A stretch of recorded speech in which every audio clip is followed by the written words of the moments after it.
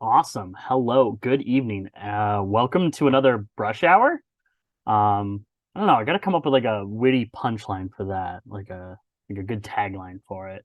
Something about traffic. But this is brush hour. This is a miniature painting show. I'm not gonna profess to be an expert. I'm no professional like Brad is. If you were here for the previous show. But I am a guy who's just been painting for a while and has a giant pile of shame. Um, and so we're here to kind of work through it and also put some cool minis onto the table, as well as like answer questions about any painting questions you might have, tips, tricks, kind of weird things I've learned over the years. Um, Today, at least until I finish them, this is going to be a an exercise in slap chop. Um, for those of you who are like, you mean the like the thing that cuts my onions really quickly? Basically, yes. Slap chop is a speed painting method. It uses either like Games Workshop or Citadel contrast paints, or Army Paint or Speed Paints, or whatever Vallejo has. I can't remember. I don't own any of their speed paints. I think they might just be called quick shades. But essentially, when you take a model that is primed and ready to go, generally in like white paints, you can use the speed paint to quickly create color. Um, and let's see, did she fall? She fell down. So, for example, nope, she really fell down. Uh, it's just a Whiz Kids mini, so it's not a big deal actually. Here's a pretty. I'm trying to think if I've got one within arm's reach. Nope, but I can show one real quick.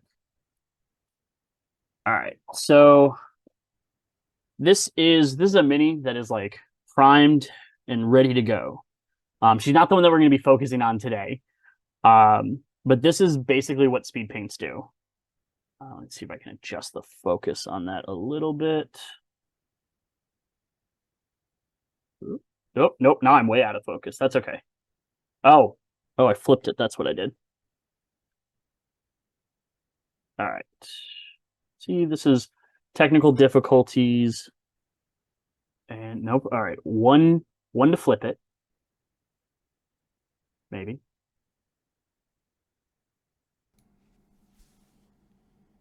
See, you get new fancy tech for all sorts of things. All right. I'm not touching this. Um, might adjust the camera distance, but I'm not touching the buttons on this thing. Probably a good idea at this point. Yeah. All right. Okay, so this is a Nolzur's mini from WizKids. These are like pre-primed, ready to go. Kind of perfect for like what we want to do with contrast paints and speed paints. So this is just like a quick overview of like how speed paints work. So she's got a bunch of like nice, lovely leaf textures on her. And so what I'm gonna do is, if I can find a good green, not Plague Bearer. Here we go, Dark Angels. All right, so this is just, it looks very kind of like lightning-y blue, but what we want is more the color that's back here. That's like dark verdant green. So all we do with speed paints is grab our brush, grab our water cup, which is way away from me, and we're going to wet our brush, and we are going to just crack the bottle open. Now, if you are a heathen like me, you can pull your paint directly from the pot. It's generally not recommended to do that, but it's how I learned, and it's honestly it's the toughest habit of mine to break. So anytime I have a paint that's in a pot, I paint directly from it. But if I've got something from like a dropper bottle, then it'll go onto my palette.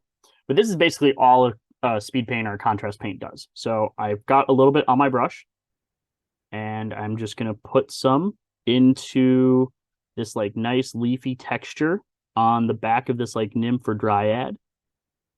And as you can see, it's kind of filling in those nice like shaded cracks and crevices. Um, and really, it just kind of looks good, like real quick.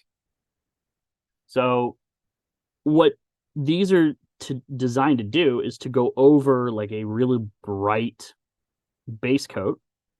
This WizKid Mini here is um, primed like a grayish color. And as you can see, I just kind of futzed around. And if I let this dry, which I'm going to go let this dry for several minutes, we'll come back to it in, I don't know, half hour or so, and we'll see how the color has changed on it. But that's essentially what a speed paint does. Fills in the little crevices, shades the model. Um, but it's kind of like, okay, we've got the very basic. So we can put a contrast paint or a speed paint over a white miniature and go from there. Slap Chop is designed to kind of one up that. So what Slap Chop does, and I'm going to show it off with this kind of this throne here, which is going to be one of our minis for tonight, is you prime the model black. We kind of talked about this in the very first episode with in terms of priming, but you prime the model black, and then from wherever your light source is, you put a highlight in that direction. So if you're getting real fancy, it's called zenithal highlighting, and it essentially is you take the model that's been primed black, and you just kind of spritz your like gray and white paint in a direction so that you're generating light source on the model.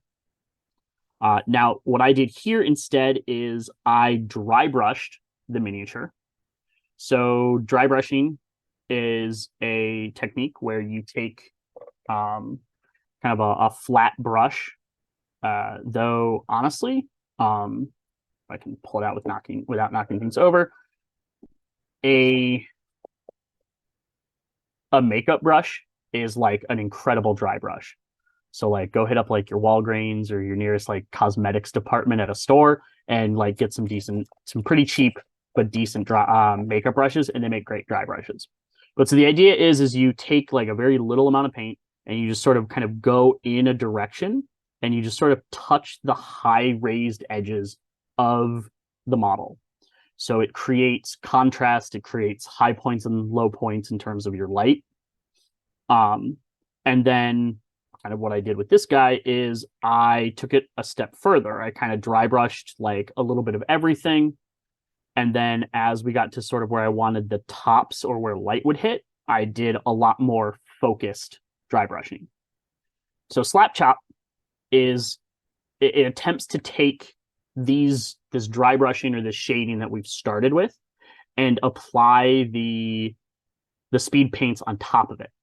So when the speed paint goes into like a crevice or a darker part of the model, it's going to be darker because the speed paints are really just kind of tinting what's already underneath, which is why normally we put it on like a white primed model.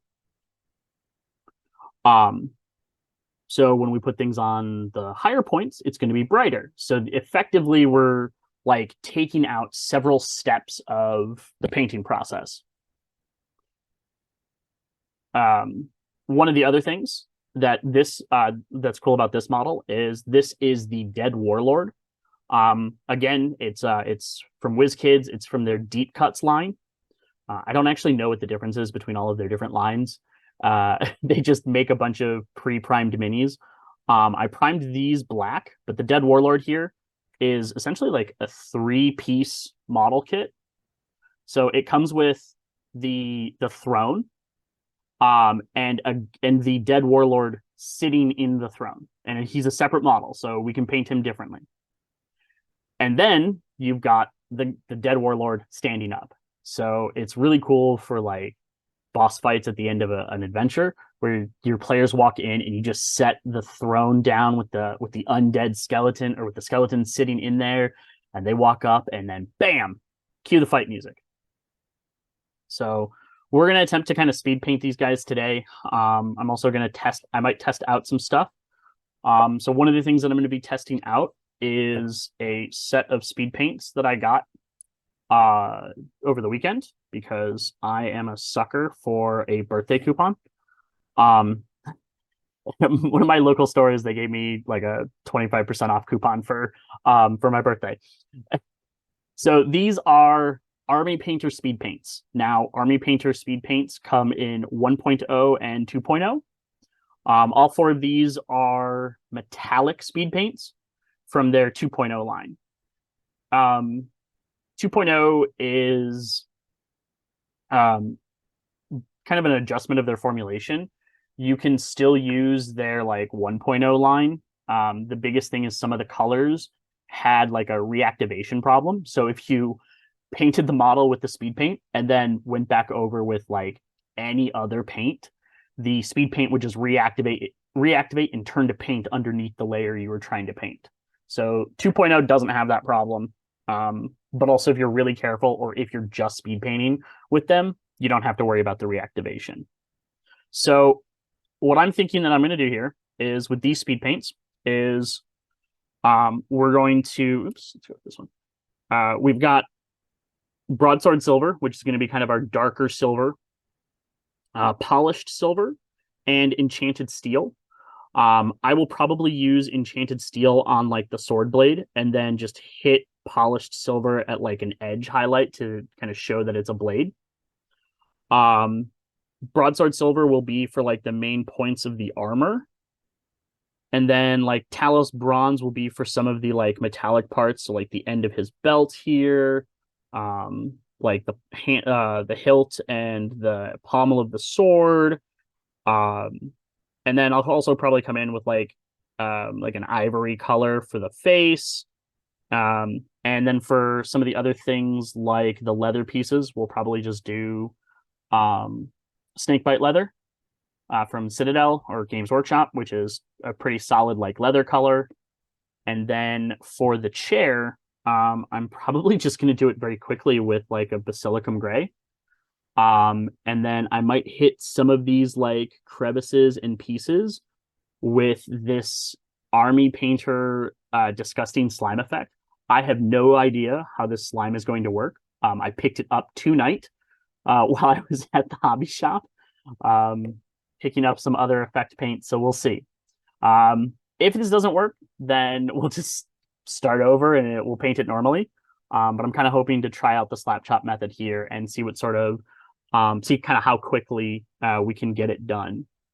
For example, I painted this guy over the weekend because I wanted to test these speed paints out, as well as an effect paint.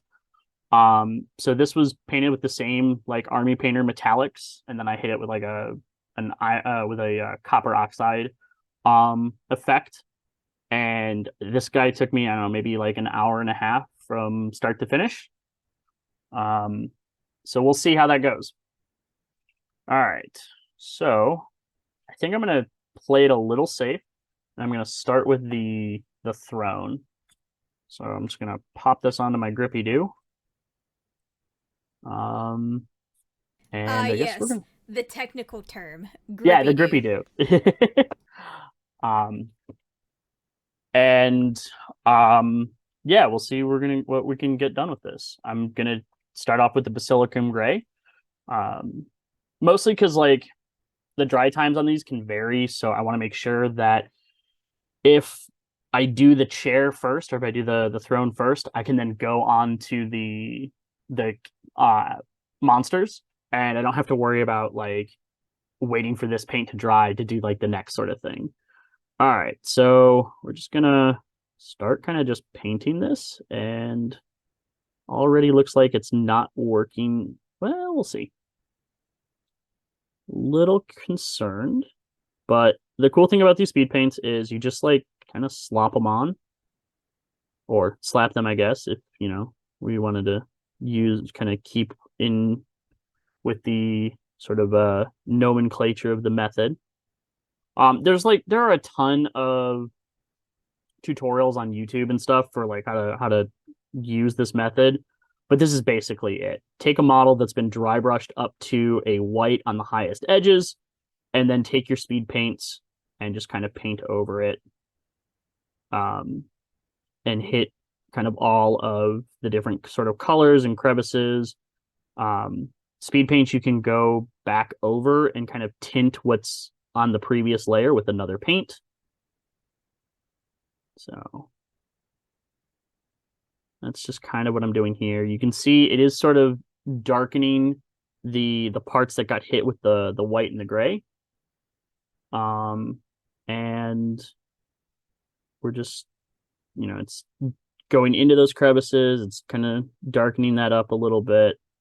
Now, with something as simple as like this throne, um, the dry brushing method that I used to start this, you could basically just use to paint the entire thing, because it's just stone. We're looking, a real quick, simple way is to just dry brush your grays and stuff on top, and then maybe hit it with a wash to sort of deepen everything. And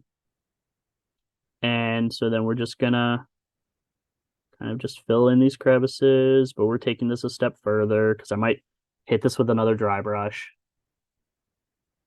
But we'll see. The idea here is to get something that looks cool on the table very quickly.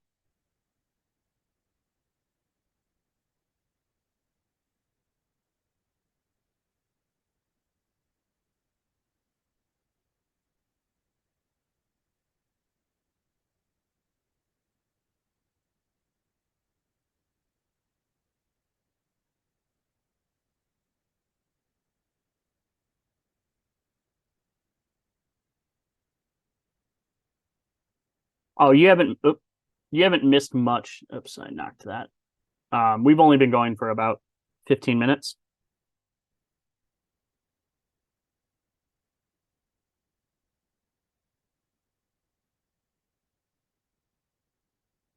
Are professors like wizards? Do they arrive precisely when they mean to?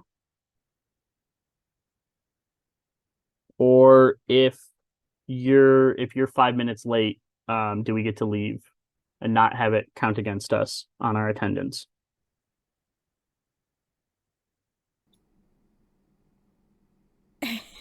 He does that to his students.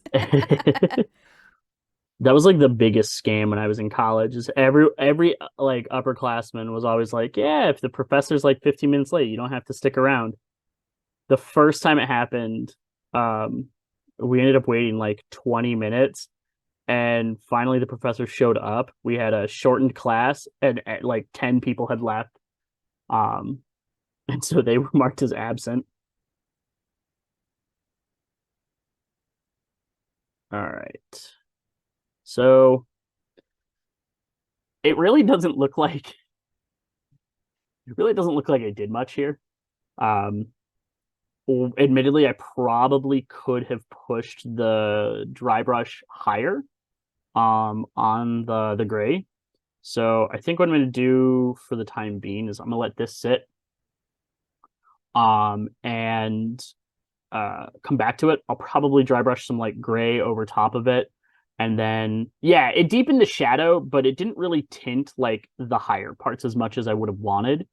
Um, and that's probably because I didn't do as much of the dry brushing. I should have gone for like a heavier dry brush up on the higher parts of it. But that's okay. Like the cool thing about all of this is I can just repaint it if it doesn't look good.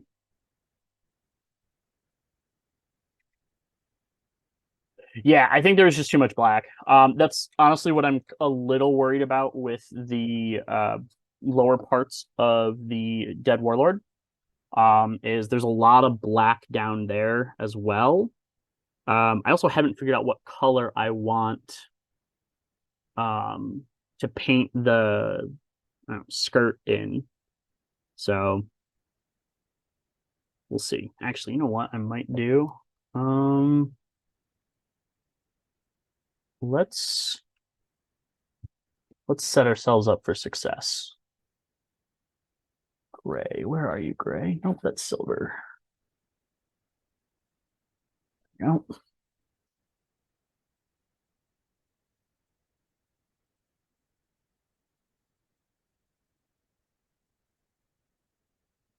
So I'm just gonna go ahead and put some bright neutral gray um, onto my wet palette. I'm not going to do anything really with the gray itself. Um, um, I'm probably going to just kind of dry brush it, or I'm probably going to like put it onto some paper towel until it's just barely there. So question, do you attach those clear circular bases yourself? It's a really good question. So, um, one of the things that WizKids does specifically with their minis is they will either provide you with a clear acrylic base, or a very thin black acrylic base or black plastic base. Um, at the moment, all of the models are currently attached. Actually, so this guy actually has a black base. Um, so it's going to come with either one of these types of bases, and currently they're all just stuck on with a little bit of like sticky tack. Um, so this is just so um, I can just kind of keep them here. Once I'm done with the painting, I will probably because I'll probably move them to clear bases. I just didn't want paint getting onto the clear bases. Um, I bought a couple baggies of like clear acrylic bases, um, for any sort of project that I want like the map, the battle map to show through. So like I've got some bigger ones. I've got a bunch of 25 millimeters. Um, but you can do it anything you want with the basing. Some of the bases I have as well are like I've got 3D printed resin bases that I would prime up and paint as normal. I'd glue a model to this. Um, One of the things that I was thinking I might do if we get through these guys real quick is might talk about basing. I got to base this iron golem, and I've got to base a horse. So we could talk a little bit about basing, which is not necessary to like the miniature painting process, but it can add a nice little touch. If you're into wargaming, war gamers are big about their basing. It's a real nice way to like tie together an army. All right, so let's talk about dry brushing here real quick. So dry brushing, and you'll kind of see it here on my thumb because my thumb is my best palette. I took my brush, um, and I put some gray paint on it, and I'm just basically gonna brush it against my thumb or against a piece of like paper towel. Um, and what I'm really kind of looking for is this. So you see here how it's just barely putting any of that gray onto my thumb. That's what I'm looking for before I apply it to the model. So, and this is part of the reason why makeup brushes make really good dry brushes is they've got like a nice kind of tapered edge where they don't hold a lot of paint. And then to dry brush, we just are gonna like move it ever so gently along the model, just trying to catch the highlights so that when we speed paint this, you can kind of see it. That it just sort of catches those high edges, keeps our shadows dark, and gives us a good basis for the good basis for the speed paint. Battletech minis are really cool. They're definitely something that would take to a speed paint really well if you wanted to get them like up and running really quickly. Because they are like there's a lot of armor panels, but it's not a lot of big, wide open armor panels. And then a lot of crevices. So the contrast paints will like fill into those crevices real easily. You'll get a nice sort of effect very quickly without a lot of effort, which is really all we're looking for. I also have so many like figures, not a lot of lasers. All right. So this is a new Grippy Do because again, I am a sucker for a birthday sale. This is a different company's model holder. This one's actually kind of cool because it allows me to like turn the model, so I don't have to turn the holder.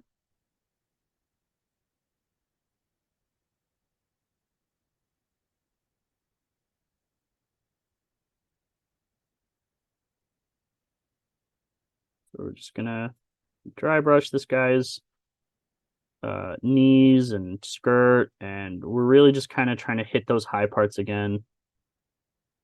Because again, we want something for the. Oh man, Warlock tiles are the bane of my wallet's existence. That and DCC modules. Um, I have a whole like plastic storage tote from Target that's just full of Warlock tiles. And I don't play games at my house. So I play at other people's houses. I go run games at my friends' houses. All right. Nix, if you're in the chat, I really like this new grippy do.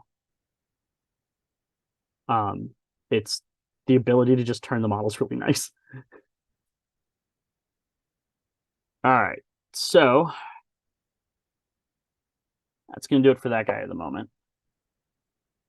Let's come back to our chair. All right. So our chair is shaded. We speed painted it. And I'm kind of just going to, I actually just think I'm just going to dry brush this again just to get an idea. Now, I could have accomplished the same thing with washes, but I think that this just needs just a little bit of color back into it.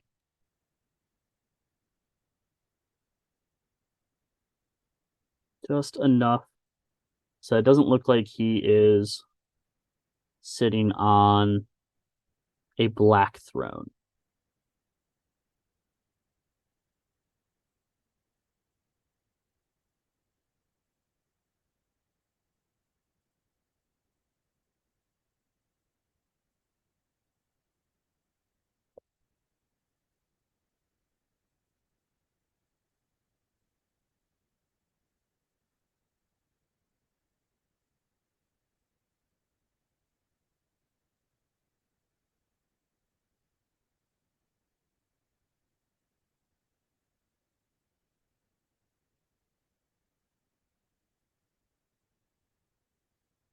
Yeah, that's kind of what I was thinking is it really just kind of needed a dry brush over it, which means I didn't really hit the like highlights high enough when I was priming this.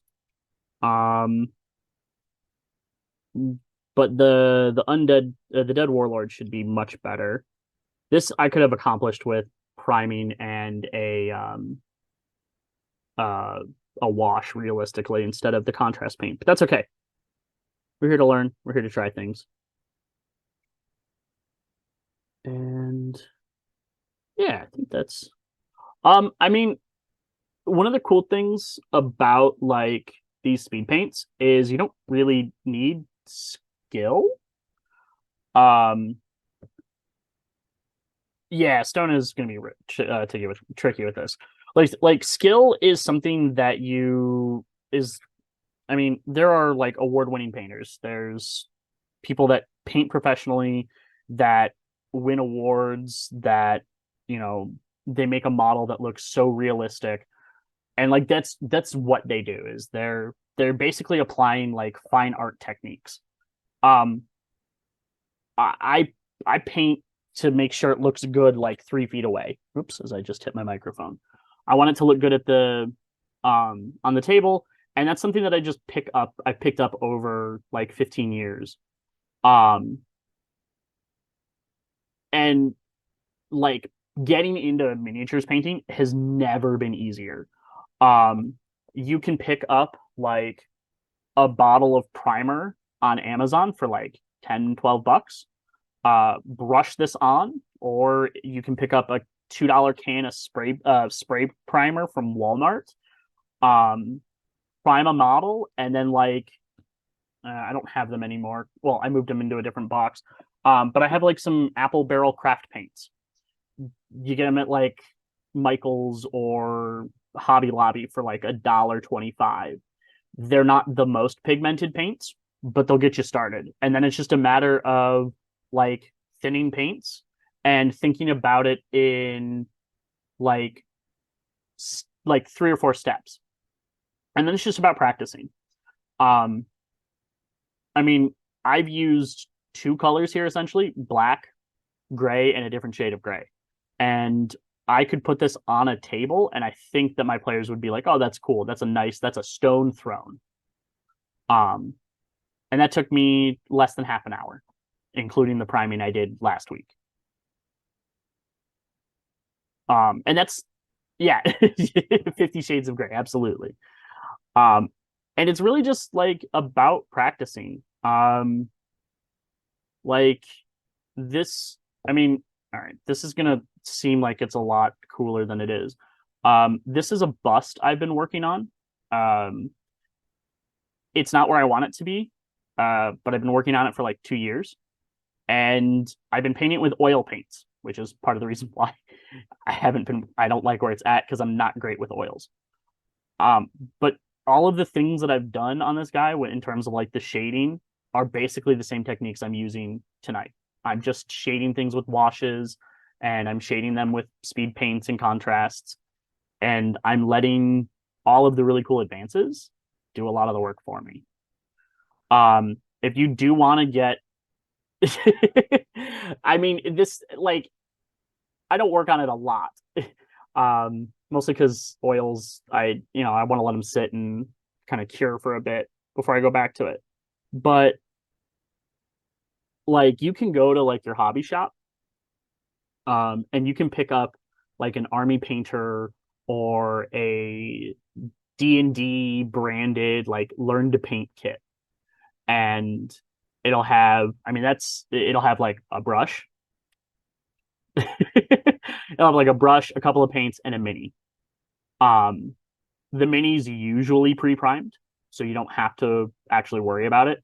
But for like this guy here, who's going to be an orc in an upcoming D&D game I'm playing, he's not primed. I got to prime him before I start painting him.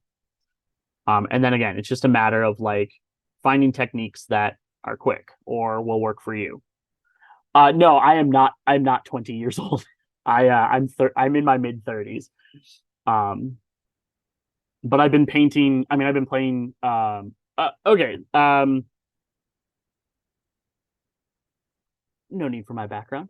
At least not at the moment, because we got questions to answer. So, like, okay, why does one have to prime first? That's a really good question. So let me pull out minis from the tub of to be painted. That's one that I can see. He's unprimed, and he is primed. Okay, so I have 2 minis here. The material doesn't have real difference. This is the one on the left is resin, and the one on the right is like white tin or pewter. These would be basically like your old Ralpartha lead minis. Um, so this model on the right is primed or not unprimed, and this is like what happens if you just paint an unprimed model. So should have probably used a different color for this because gray onto this silver is not really working out too well. But the idea is, and here, let me grab my black because that will show up.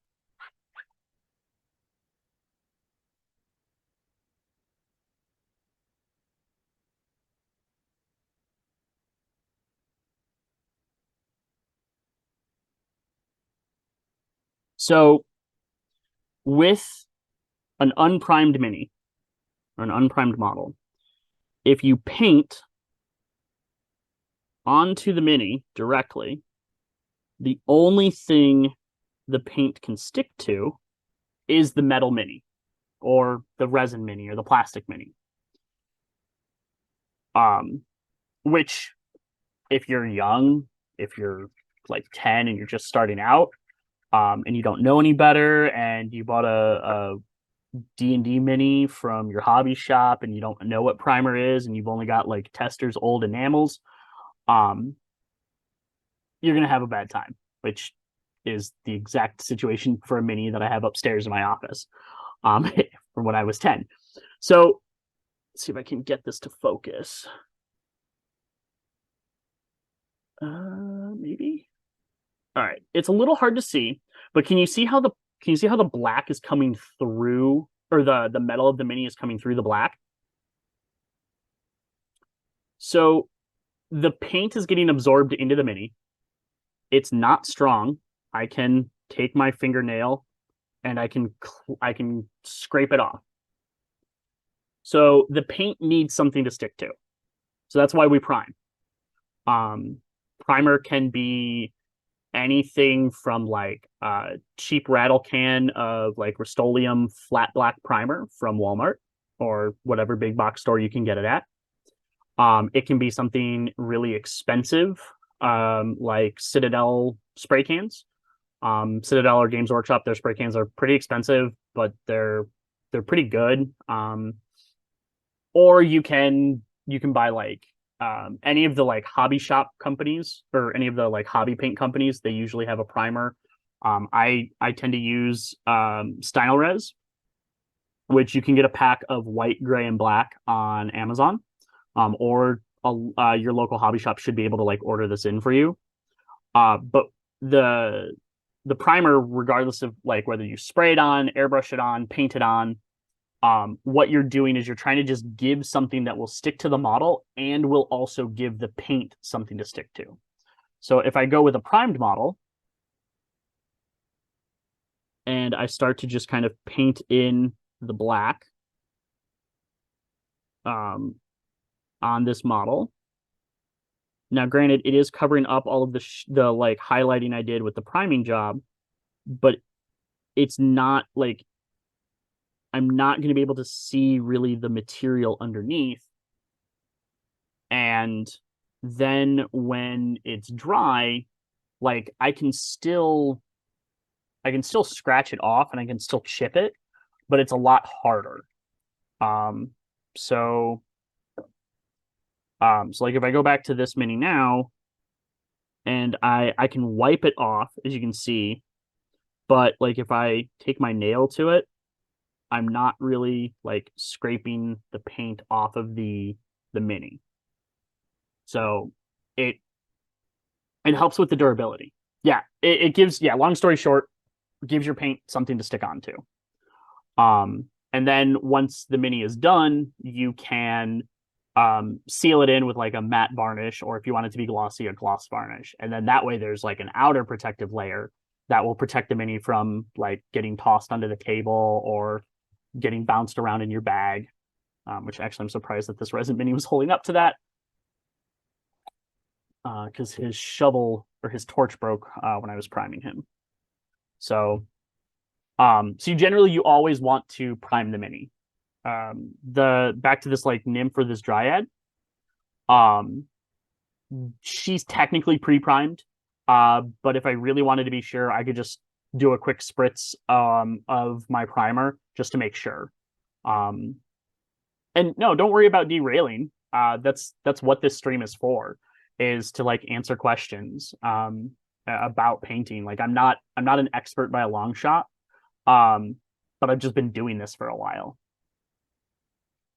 So what we're going to do here is we've got, like I said, we've got these two different primer colors. So I've got that black primer and then gray or white. In this case, I just dry brushed gray back over it, but we're going to use this to the primer colors to like super quickly shade our model. So I am going to go back to the standing one because I'm going to use him as my sort of template to figure out how I want to paint all of him.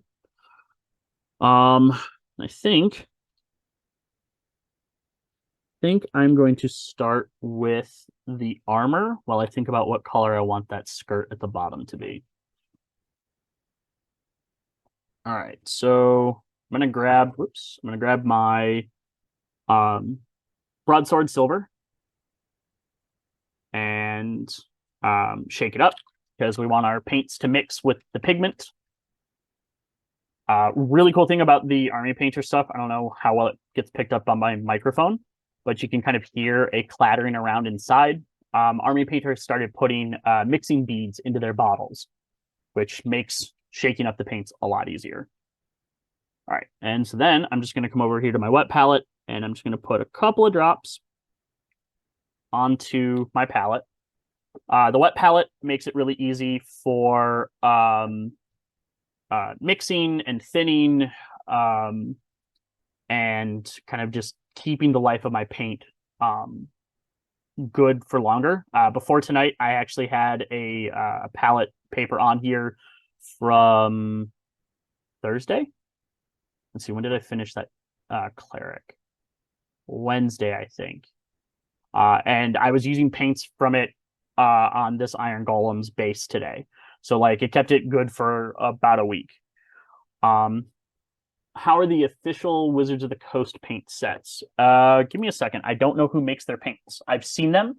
I've contemplated buying them.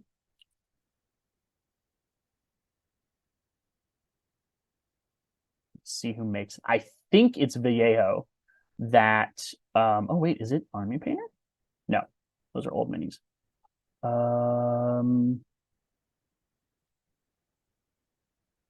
Oh, it's Nolzur's. Okay, so Nolzur's. So WizKids makes the mini, and oh, it is Army Painter. Okay. Yeah. So, um, the official they might be Nyx, but according to Google, it looks like they're Army Painter. So to answer the question of how good are they, pretty good. Army Painter is probably the like third brand sort of in the list of like, here's my preferred brand, here's sort of next, and then Army Painter. And it's not that Army Painter is bad. My like preferred brand is Pro Acryl from Hobby Monuments or Monument Hobbies. Um, and then Reaper would be my next one, but none of the stores in my area carry Reaper. So Army Painter is de facto number two. But they're good. They're good. Army Painter's good. The speed paints are for Army Painter. Yeah, I would say that they're pretty good to answer the question. All right. So what I'm gonna do here is just kind of thin out and mix my speed paint and lower my glasses a bit so I can see what I'm painting. Yeah, Reaper is very much like the old school like mini paint in terms of like wargaming. You had for the longest time you had Reaper and Citadel from Games Workshop. And both had their advantages, both had their disadvantages. Um, and then more and more players started kind of coming onto the scene. All right, so I could have probably thinned this speed paint out just a little bit more. Because that's not doing the shadowing as well as I would have liked. But that's okay. Again, we're just looking to get this guy painted and on the table.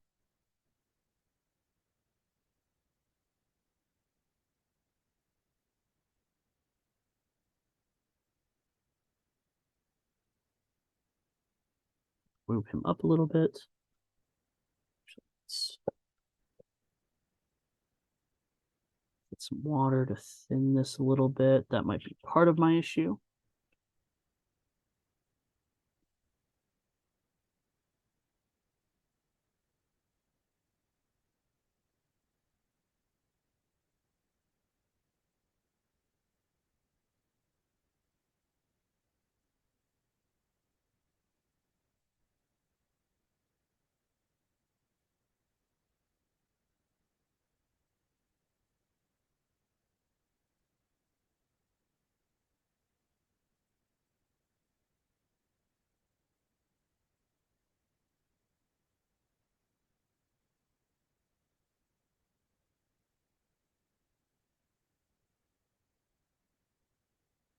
Actually, one of the things I'm going to do here is I'm going to put the kind of the bronze color from that I'm planning on doing for like the pommel and some of the metal bits.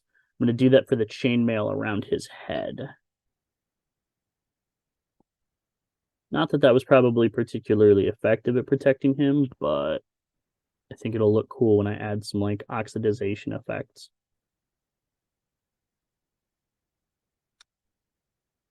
Looks like.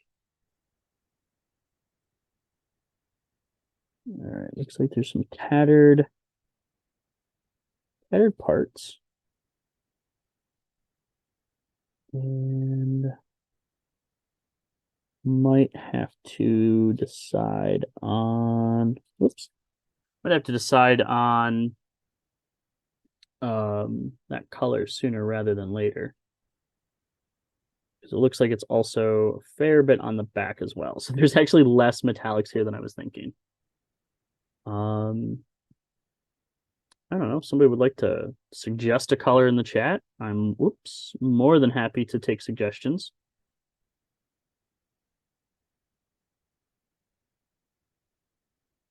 I can either make any, I have either got the color or I can pretty closely make it.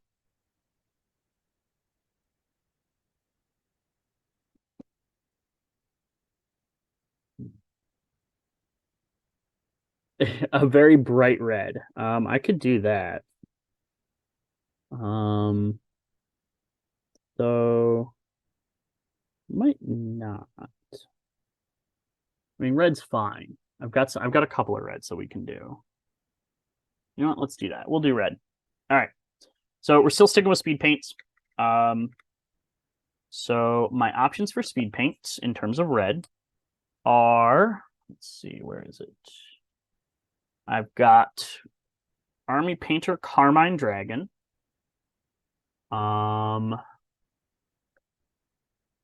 Citadel Blood Angels Red. Oh yeah. Right. Okay, so a blue. I can do blue. What is puce? I don't know puce. That was from earlier. Puce is like this reddish it's like a red mauve is the best way I can describe it to you. That's a It's like pretty pinkish. okay. That's a pretty good color. Yeah. Oh man. I don't know if I can do the Pantone mixing of that. All right. Let's see. I think though, because I can do blue, I can do red.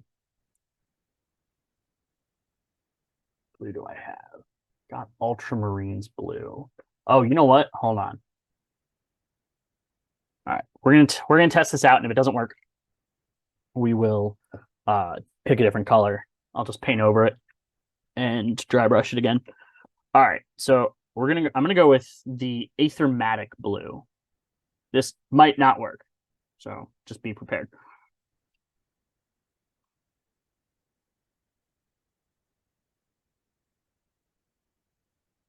Because this might not want to work with the, much like with the gray over the black, may not want to work well. Or this might work out okay. I'm kind of liking it. Yeah, I mean, we got some really good unexpected results with the Snake Boys a couple weeks ago with the blue wash on that one. So we'll see how Aethermatic blue works for this guy. And it's probably really going to have to be a matter of what this looks like when it is dry, because at the moment it looks fine. And it does look just kind of a little sort of spooky and skeleton-y.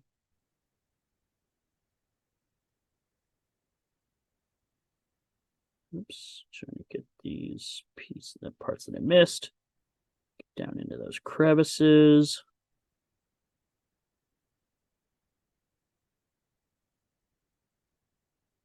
All right, I gotta do his boots. His boots also need to be painted metal. All right.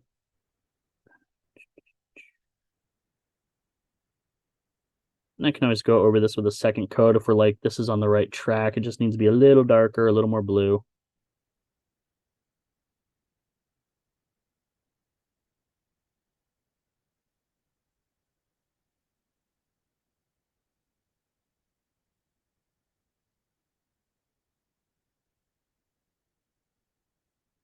Hoping after tonight, probably tomorrow, I will have a big black dragon ready for priming and painting. All right. How does this all work?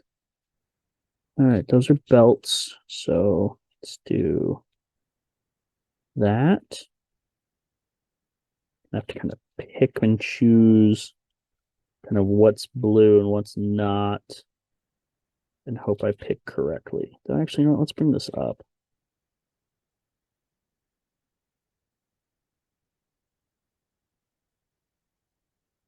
Uh-oh. Do you paint? The ever important question.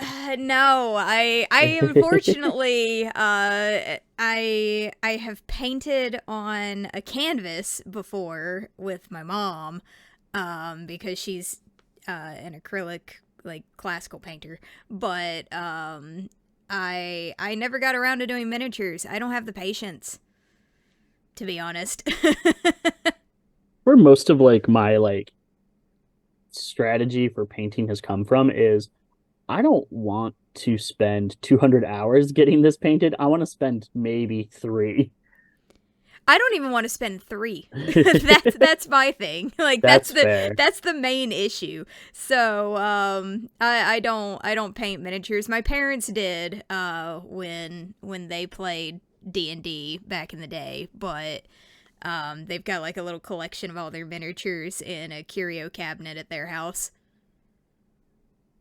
History professor 20 minutes, I better be done. Yeah.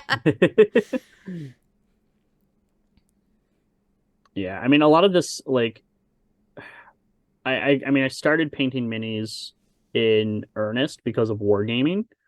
Um because like my D&D friends never cared. My role-playing game friends, we never cared if the mini was painted or if it was a die. Um and so we just wanted it to, we wanted something on the table. It didn't matter. But like the war gamers, you gotta, depending upon the game, it's gotta be the right color, it's gotta be the right banner, it's gotta have the appropriate weaponry. And so getting things painted was more important than anything else because your army only had a limited lifespan before it got nerfed into the ground.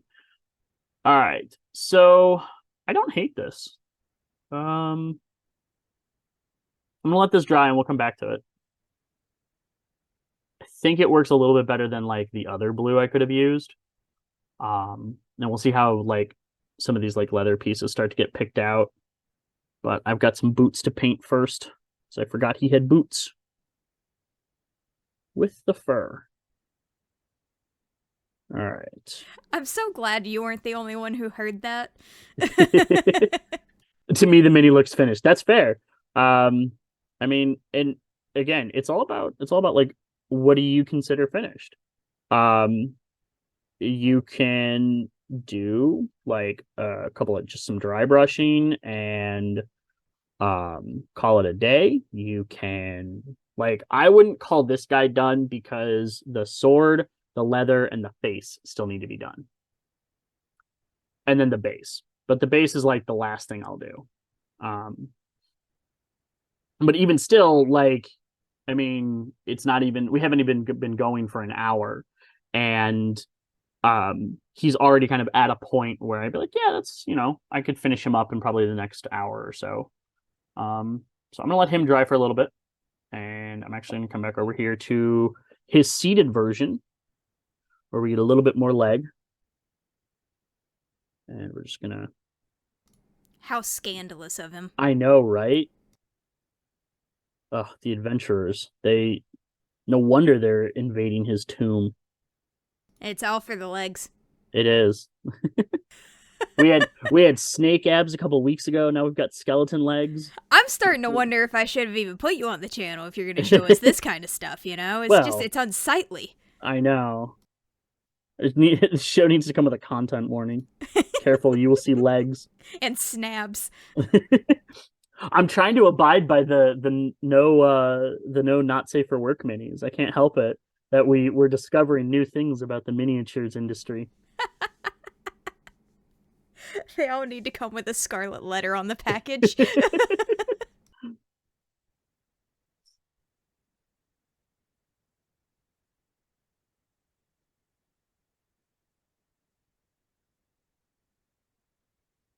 See, this is actually working out a lot better in terms of whoops, the slap chop method than the other one. Because you can kind of see like I'm getting a little bit of the shading on the arms, but like it's not as like pure metallic. You can still kind of see some of the shading coming through. Um, so that's working out really well then, at least on this guy. No, it's you're right, it's not. But that doesn't mean I am not painting these minis for fun and profit.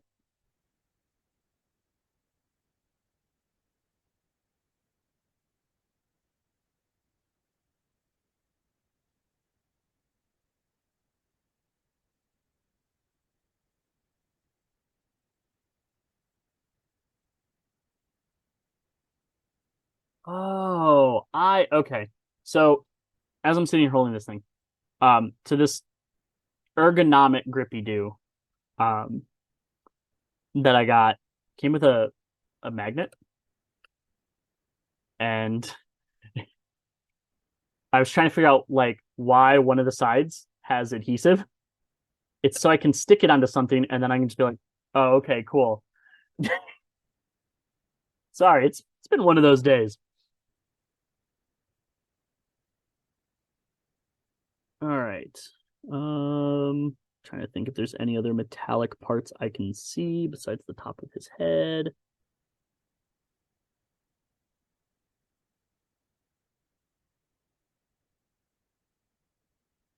Also, don't mind me. I will absolutely shill products that I think are interesting. But clearly I'm not sponsored by anyone.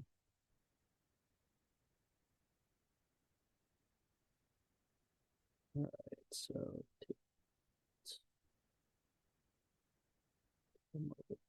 do that piece. Get his fingies.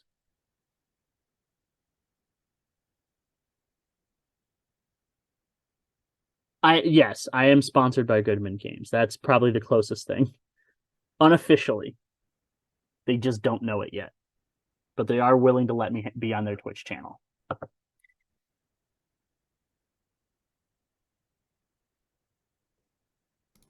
All right. That privilege can be taken away at any moment with a I click know. of a button. I know. You could just click end stream and end this whole man's whole career. I would never. You'd at least give me the warning first. Maybe. Yeah. Hey, Tom, we decided to go in a different direction. Turns out that mini painting just doesn't hit with our demographic. Yeah, not at all. None of us nerds are interested in this at all. I mean, it is like this is like this is not a knock against the majority of people that I've played DCC with, who have all been wonderful individuals. I can't say that I've ever really had a bad game playing DCC or MCC with people, but there's such a big emphasis on theater of the mind, which I have no problems with. But sometimes I just want to put like a model onto the table and I move it feel like around and make lasers like noises. for me, I do theater of the mind because I'm lazy. 100%. That's why. Like, I'm not kidding when I say the only miniatures that are on my table are like these ones that a friend made in Hero Forge for us Okay. because they wanted to. We had a total party wipe, and he wanted us to commemorate our fallen PCs with miniatures. So we all got miniatures, and so those miniatures are what I've been using with my players on my map because they wanted to be able to see where they were in terms of where stuff was. Um, and monsters have been reject resin dice that I made. Okay. So, And that's perfectly fine. And yeah, like it's not that DC doesn't have a mini culture. I just think that like the sort of old school vibe that DCC sort of evokes and the people that it tends to draw in, like see miniatures as the sort of conga line of combat. It kind of limits what you can do or what you might think you can do because there's dudes on a map. yeah. And that's fine. Like I love that though. I like looking when it's not my turn, trying to think, well, okay, what can I do? If, Bob moves his cleric over here, can I, jump over there? Um, and sometimes just helps me like figure out where things are. So like sometimes if I'm playing online, I will like draw like a square and I'll say, okay, I'm here, the enemy's over there, and I'll be like, hey, judge, can I charge this guy and like not attempt to knock him down as part of my like mighty deed. And that'll just, be a personal way.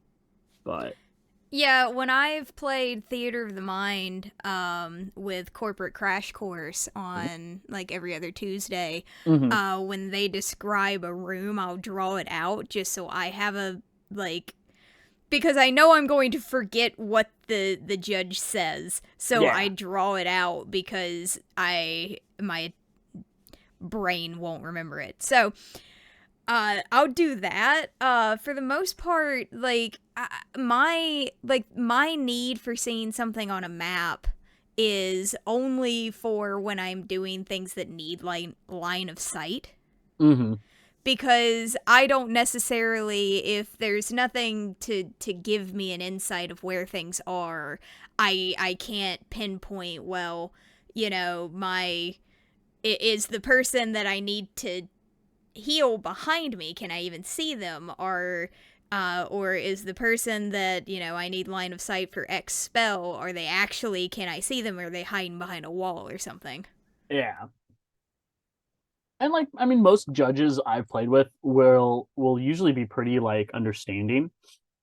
They'll be like, well, yeah, they're hiding behind the wall, but if you move to this potentially like risky spot, then yeah, you can see them. Um, or they'll be like, no, you can't reach them, but there is so and so that you can reach instead.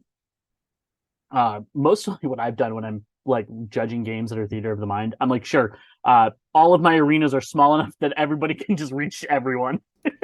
Fair. Takes a lot out of having to think about those sort of things. All right, so I'm now that the that blue is dried, I really like it. It kind of adds to the sort of desiccated nature of the guy, but it also means I probably won't do like oxidization, like a verdigris on him because it's going to be very similar color schemes, and so I don't want too much of that. So I'll probably just try to do like some like iron rust colors. All right, so what I'm going to do now though is hit everything here with like this leather. This is the contrast snake bite leather, which actually is working out really well with the slap chop.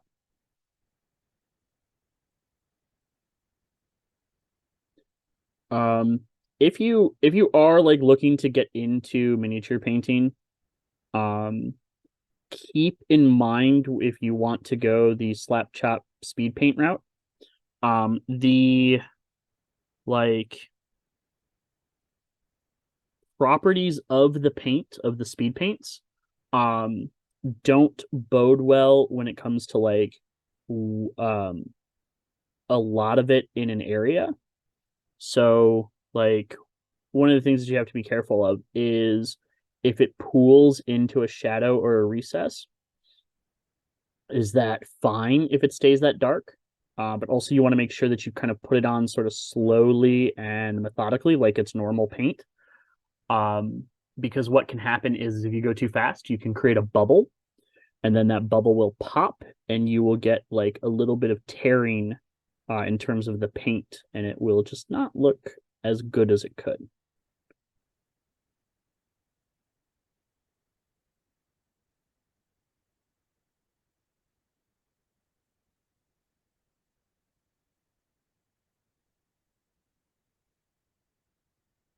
Yeah, like the real estate market, which I'm waiting for that to pop again.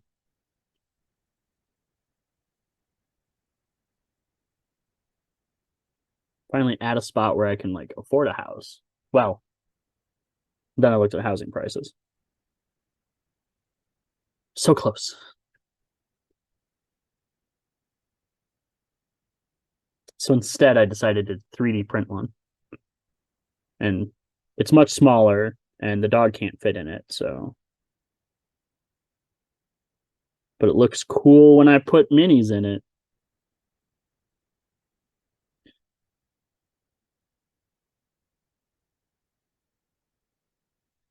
So, like, look at this guy. He's already coming together real quickly. My day job.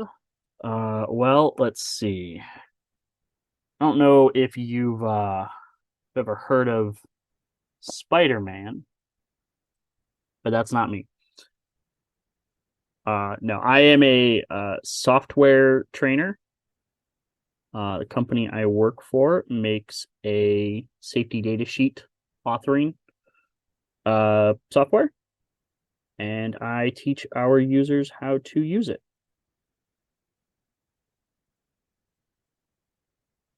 So when I'm not doing that, it's a lot of progress bar watching.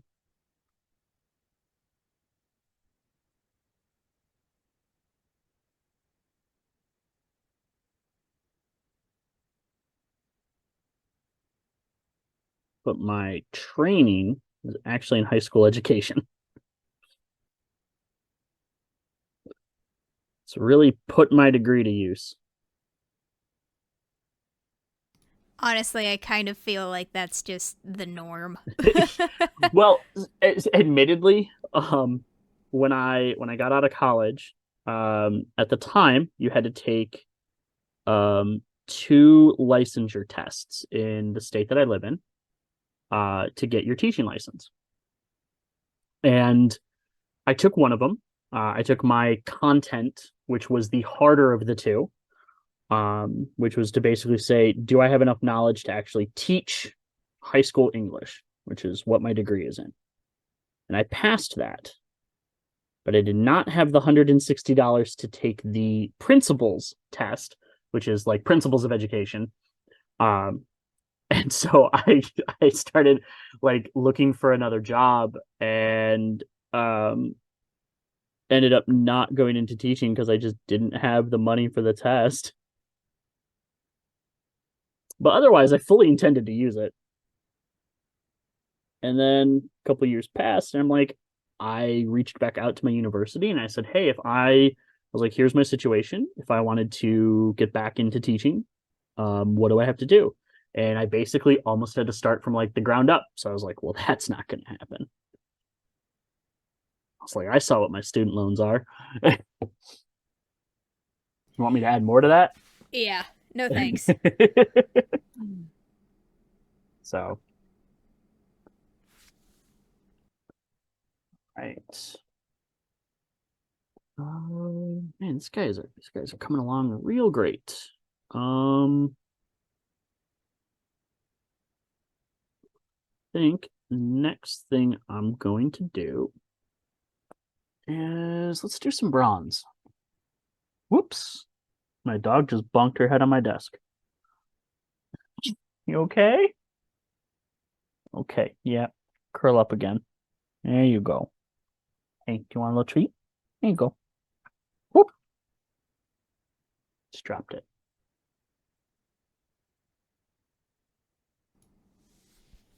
All right. So this one I only put a little bit of this bronze speed paint down because I don't need a lot.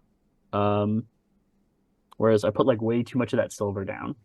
So, like I said, all I really want to do is use it for like the pommel, which I'm gonna go ahead and just kind of very gently do that. And we'll get it up here.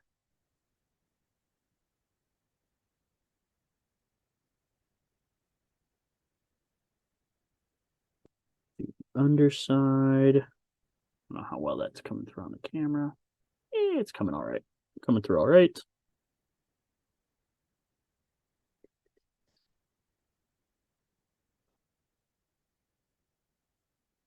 Then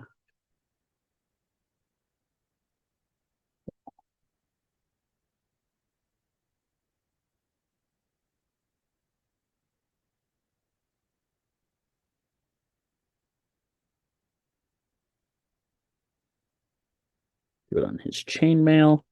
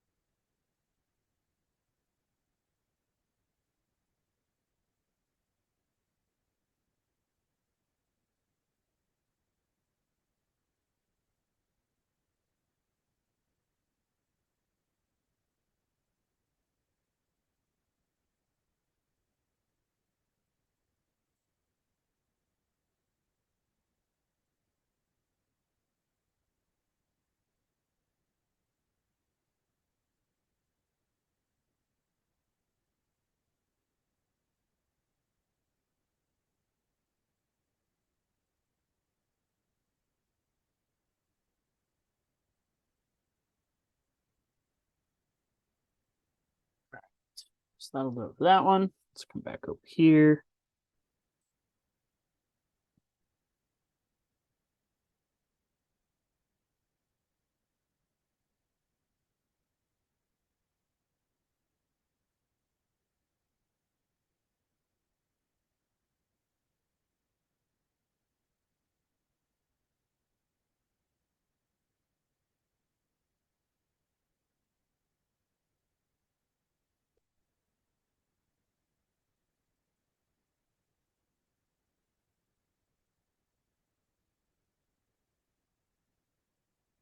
Feel like this guy's gonna get caught by a bunch of meddling kids and a dog. Just kind of has that sort of Scooby Doo villain vibe. I think it's the open mouth. I think it is too. That's what I was thinking. It's like the Skeletor. I'll get you next time, He-Man. This is a little tough because there's not as much chainmail on his head as there was when he was seated.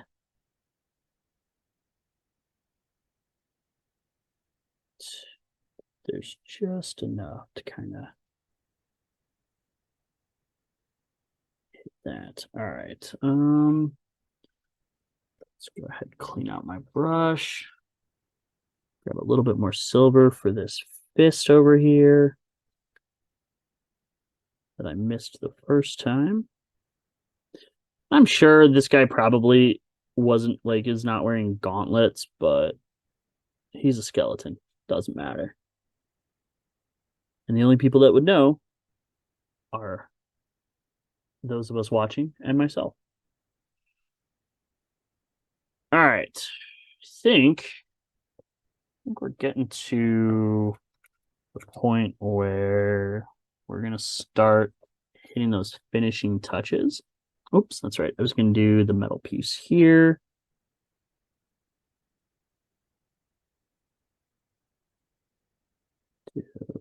Some metal here, a little bit there. We're just gonna kind of try to pick out those pieces. All right. And those pieces are not visible on the seated model. So we don't have to worry too much about the other guy. All right. I said I was going to do enchanted steel for the blade. And then I don't think I actually have an ivory contrast paint. So that might prove to be a bit of an issue. I don't really have a good way. I guess I could do like Dark Oath Flesh. All right, so oops, that's way too much paint.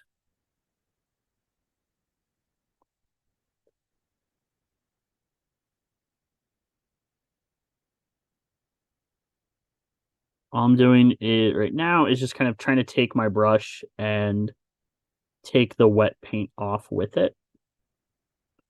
So that like as I'm kind of pulling it, I'm thinning it and we can still see the stuff underneath.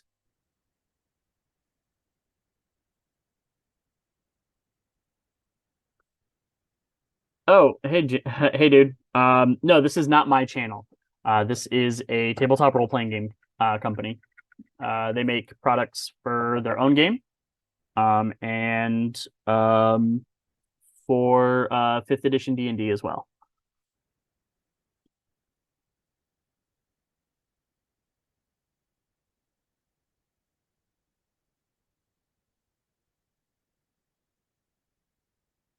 But mostly their own stuff. Their own stuff is cool.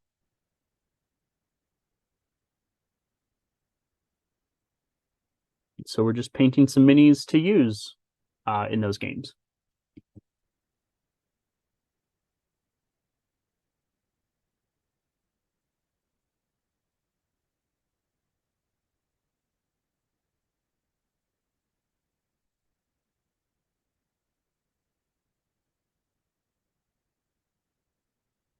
I mean, I do technically have a my own Twitch channel, but I haven't used it in a couple of years. Mostly because for a while I was streaming fighting games on it, and then I stopped playing fighting games.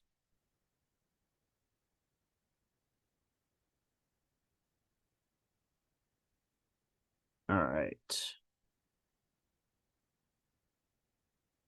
Speaking of people that saw me in college, Jayquaza 369 is one of the people that I went to college with.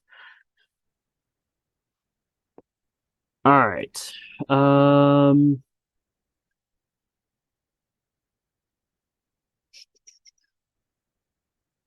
don't know. What do you think? These guys are like just about done. That could work.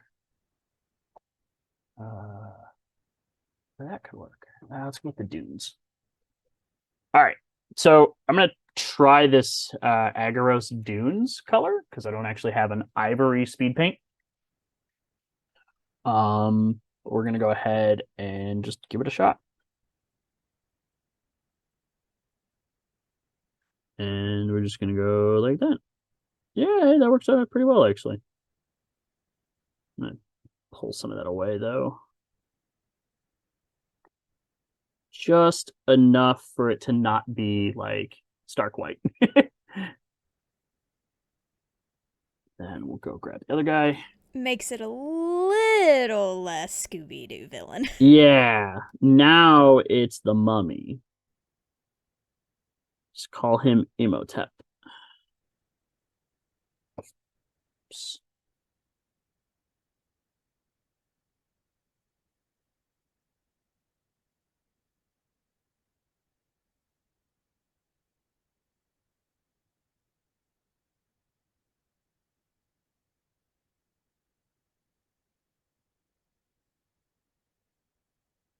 All right. Um, I was gonna like put that like polished silver as an edge there, but I don't think there's enough sword to really do that well. Yeah, you know what? Let's try it. What's the worst that happens? We repaint it and start from scratch. I mean, Mini painting can take a lot of time. I mean, it's what? Okay, it's 10:20 by my clock. We started these guys an hour and 20 minutes ago, and I'm about ready to put them on the table. Like all about just, what sort of like quick little tips and tricks or what kind of quality you want to get to. For me, I just need tabletop.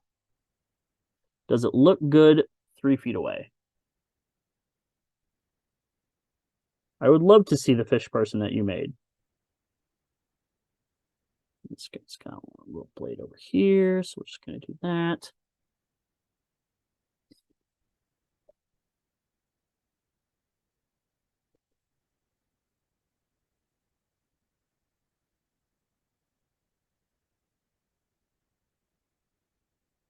Yeah, if you and your wife are still playing 5e, you two should definitely check out some of the stuff that Goodman Games makes. Their fifth edition fantasy line is pretty cool. It's got like obviously dungeons for 5e, but they have sort of an old school vibe to them. All right. Is there like just a whoops, not even on camera. Can't really tell that I did anything with the sword blades with that polished silver, but that's all right. Was kind of hoping the light would reflect them, but that's okay. So, think you know what? Let's do this dunes on the base. We're gonna get a larger brush for this. Make it sloppy because I want this to all just kind of fill in.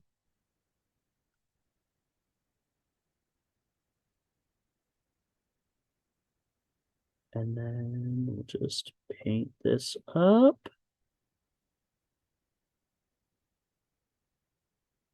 See, for whatever reason, the slap chop's working really well on the base here.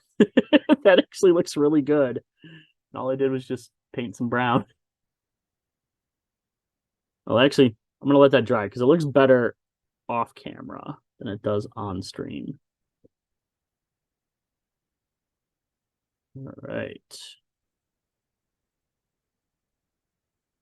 Okay.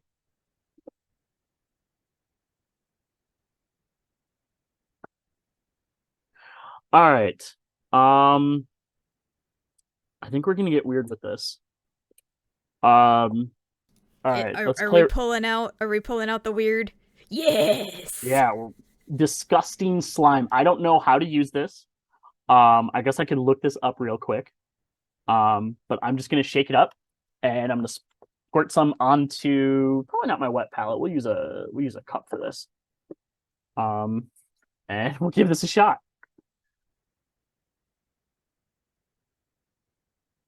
So I don't know anything about the Army Painter Effect paints. I picked a couple up because my local hobby shop was having a sale, and I got Dry Rust, Glistening Blood, and Disgusting Slime. I may use all three of them on this, but we'll see. So it's all right. That came out really thick. All right, I guess I should look this up real quick then.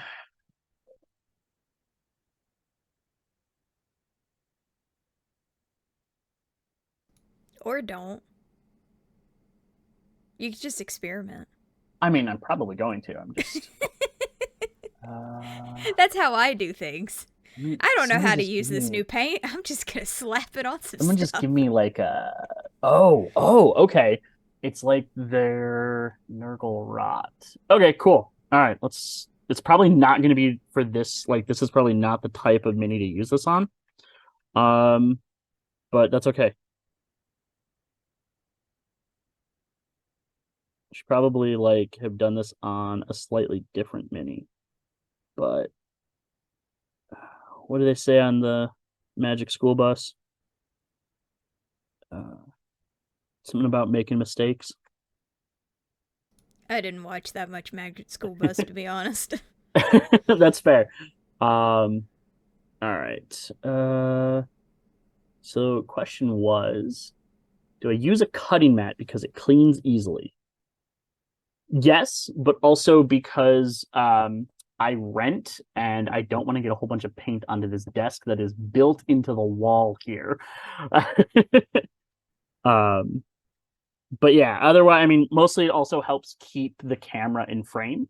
So I kind of have an idea of where I should be holding the model for stream. Um, if I was like just kind of painting in my like off hours, I guess is how I would say it. I would um normally I just paint like on my couch on like a TV tray, um, which is awful for your posture, but I do that and I kind of just like hold the model really close to my face and because I've got awful eyesight. I don't know if this is actually going to do anything, but we're going to keep trying.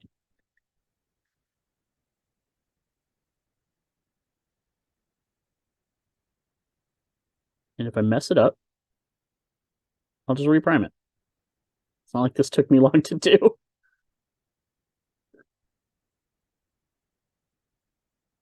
Might be a little overkill. Like I've done in a lot of places, but all right, we'll see. That's just gonna be a test. All right. I do want to check out the rust. I do not. Mostly because um like this painting here and like using the camera is enough of like a weird thing to think about when I'm painting, but like when I'm painting by myself, um I'm nearsighted and I've tried those magnifying glasses. I've had a helping hand, which is used for soldering. I've had those like visors that come down over your head. Um, there's a light in my house that has a magnifying glass attached to it. Painting under magnification just like doesn't sit well with my brain. So I guess I'll just hold things kind of close. All right. Um, let's wash these models. All right. So I think I'm just going to do a pretty simple wash on these. All right.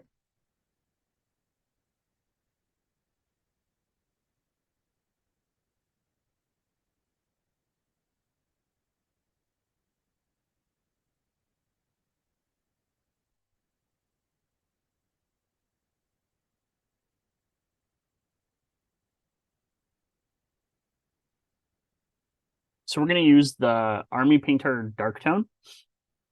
Dark Tone is the equivalent of um, Null Oil from the Citadel line. I also can't remember. It used to have an old name as well on the Citadel line, but we're just gonna kind of just wash the metal down, see how good, just kind of fill in all of that shading um, that was done with the contrast in the speed paints, and kind of fill in the all of the shadows that the speed paint didn't really want to go into. Have a good night, Pony King. It is also past my bedtime because my lights just went off. Not sure why I'm gonna hit the back of the model because we're not gonna see it.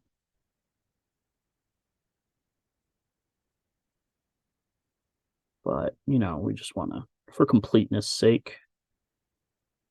Again, I'm not going to be like, I'm not trying to be careful with this at all.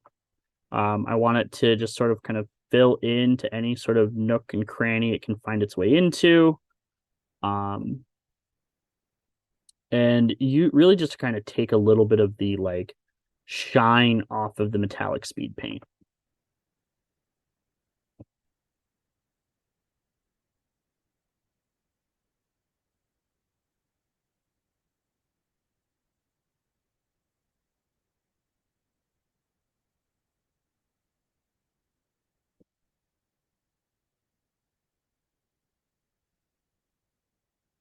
Not that that shine isn't like partially what we want, but he's kind of, he's found in a tomb. Not, he doesn't have servants to polish his armor every second of every day. Heck, he probably hasn't moved in 200 years. So we're just gonna kind of dirty him up, make sure that everything just sort of looks good. And then we'll move on to his standing counterpart. And I did purposefully miss like his face, the bronze from the sword, just because it's not those aren't parts of the model that I want to hit with the dark tone wash. Really, I kind of just want to hit like the leather, the armor. I haven't decided if I really want to put it over onto the tunic, and the skirt, but I can. Wouldn't be that big of a deal. I think with the way that the slap chop method worked here on that skirt, I think it actually came out really nice, and I don't think it really needs the wash. We're going to go ahead and just tone everything else down a little bit.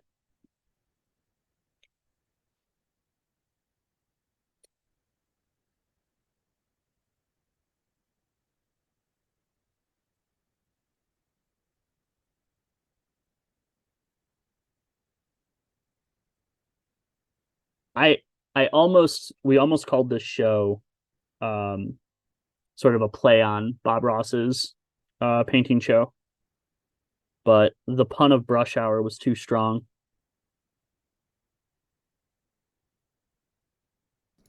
I kept thinking about it after he mentioned it, and I had to do it.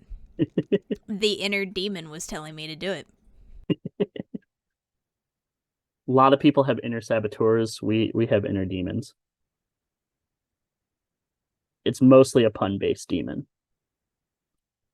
Yeah, I'm not sure if I like him. He's all right, but he gets a little preachy sometimes. All right, so I know I hit that already, but just in case.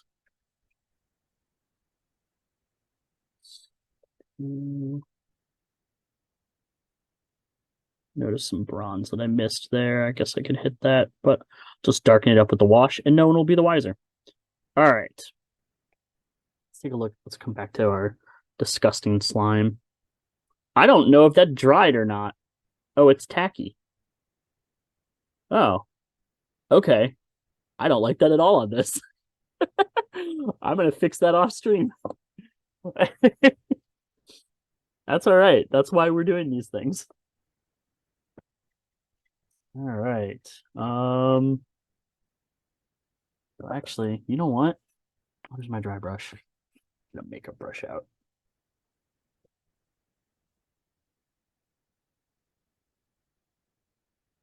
Still got gray on the palette, so we are just going to do this.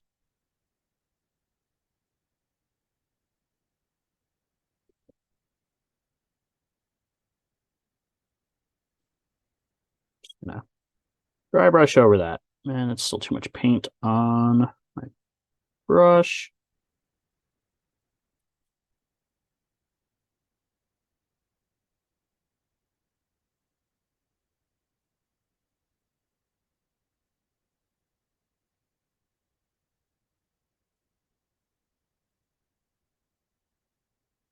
Oh, I didn't like how this disgusting slime worked on this piece. It's not that I don't like the disgusting slime. I just don't like how it looks on the throne here. So I'm just going back over it with some gray dry brush and hope that that'll buff out kind of enough of it. I don't think that's going to be the case. This might just have to be a reprime. That's all right.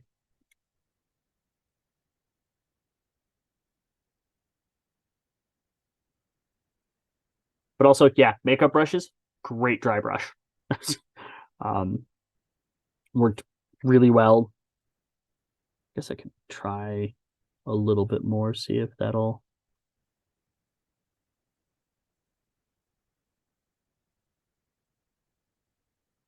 Generally, with dry brushing, you kind of want to make sure that the brush is going in like the same direction. Um, so you can see I'm just sort of flicking it up and down along the edges here. And that's where the paint is concentrated. And I'm just going in this sort of the same direction. Yeah, this is going to almost certainly have to be. This is going to almost certainly have to be a like a reprime, but that's okay. Have I ever tried rubbing some dirt into my painting? Yes and no. Um, so I don't use them very often, mostly because they're kind of a pain. But I have pigments that I can brush on. I mean, actually, you know what? I'm gonna reprime this throne anyways. So take a little bit of the pigment and I just kind of overbrush it, which is sort of like a dry brush. It's the same kind of basic technique. Whoops, and I'm not even on camera. um, and this is why also why makeup brush works really well. And you just kind of just sort of put it on like a little rouge. And actually, that's actually not that bad. It's coming out a little bit better than I thought. Um,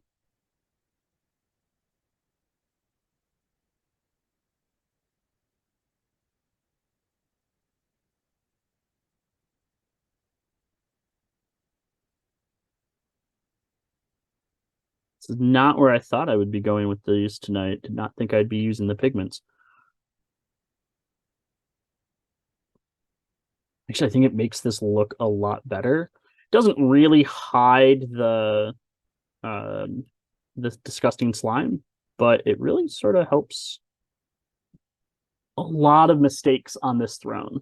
And I think also makes it visually distinct enough from the guy that'll be sitting in it, who is essentially mostly the same sort of shades and tones, because he was going to be sitting in it with a lot of silvers against all that gray.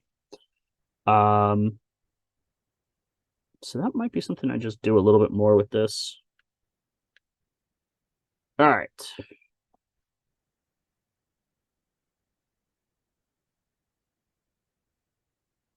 Um, I got a few minutes left. Um, I want to try two things. First one is the dry rust. I'm gonna see how this works. I'm just gonna try like painting it in like some of the armor shadows. We'll see if that works. This feels really thick, like the disgusting slime. And I'm just gonna go ahead and take my brush. And we're just going to, I'm gonna just put this like up in the shadows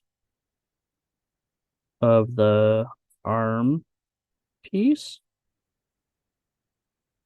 We'll see. We'll start light there, and then I'll probably come back to this next week and see how that looks. But honestly, it doesn't look awful. I feel like I could have just accomplished the same job with the pigments.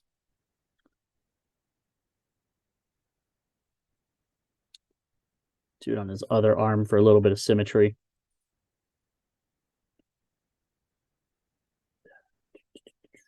That's too much on the brush. It's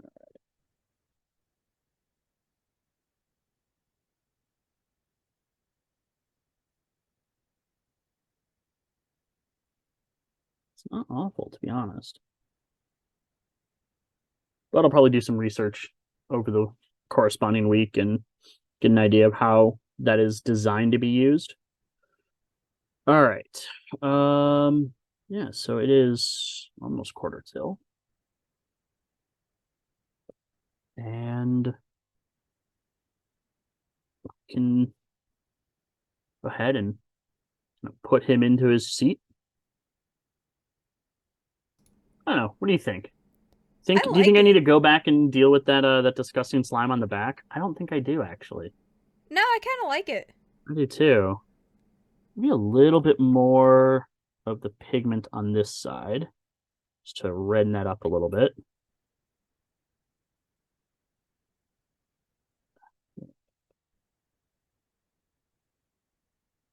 And then, yeah. All right. So he basically just sits in the chair like this. Um, so one of the things that I'm gonna do is get out Yield Super Glue, and I'm just gonna put a little dab right there on the back of this guy's legs, little super glue. Didn't do that on camera because, well, super glue is just super glue. And then just going to, I'll put a little on his butt too, just to make sure, just to drop.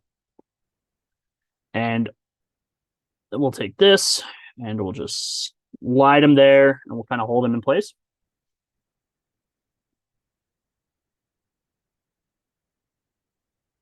And I can pretty much just let this guy sit and let that cure. You know what? Let's tie these guys in together. I got some time, so we'll put a little bit of pigment onto the ground. Just a little bit. You can get it onto his boots too. If I really wanted to, I could put some onto that bottom of his um the bottom of his tunic, but I think we're just gonna very kind of casually do it like that.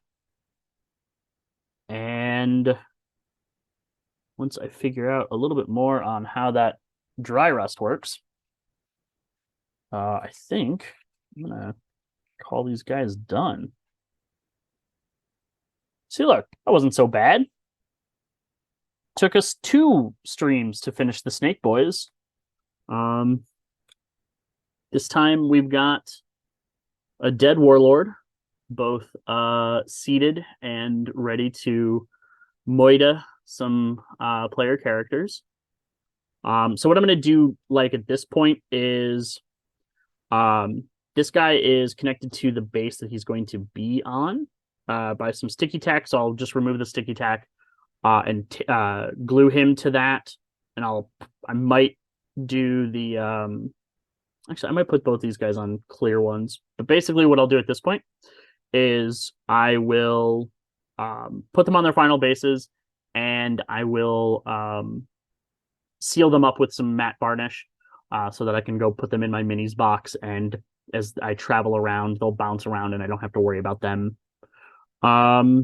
being damaged or breaking, or more specifically, the paint chipping. Oh, you know what? That dry rust is actually looking really good on those arm parts in there. All right, but that's it. I mean, we did the slap chop method, which is some prime black, um, dry brush white and gray, and then use speed paints. And we've got 2 pretty decent looking guys ready to fight some player characters. And I guess if that's it, um, I don't know. I think that's kind of brings us to the end of our time.